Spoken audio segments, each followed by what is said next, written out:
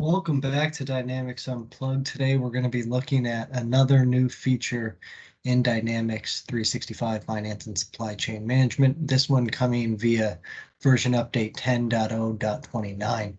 So we're going to navigate to our workspaces and feature management. We're going to take a look at what's been added recently. You can see here in my environment, we've gone ahead and applied the 10.0.29 update a little under a week ago, and a whole number of new features have shown up.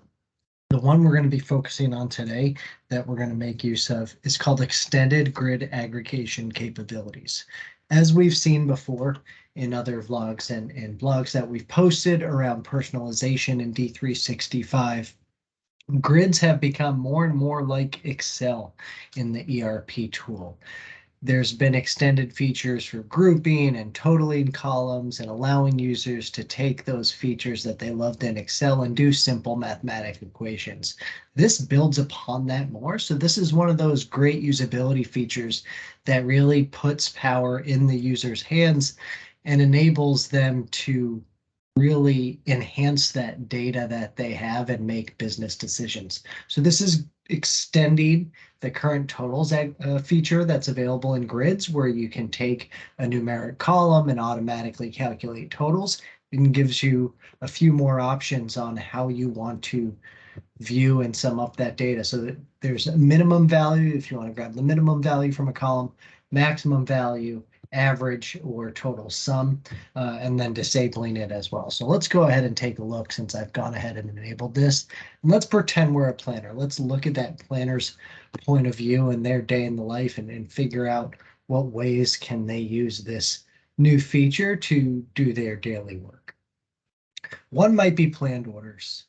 You might have filters within your planned orders. You might be a global planner and want to analyze items differently. So you might be grabbing different columns.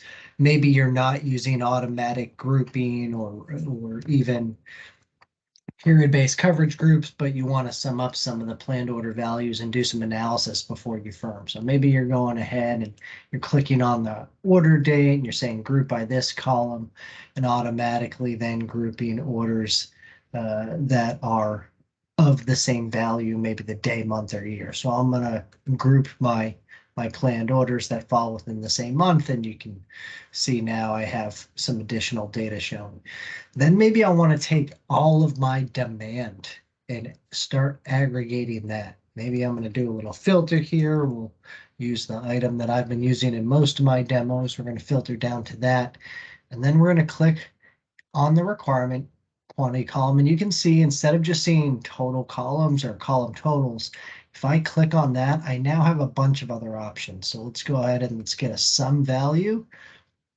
This is going to calculate. I have just over 3,000 units of Drew's Gray IPA currently with demand, with planned orders that need to fulfill that demand.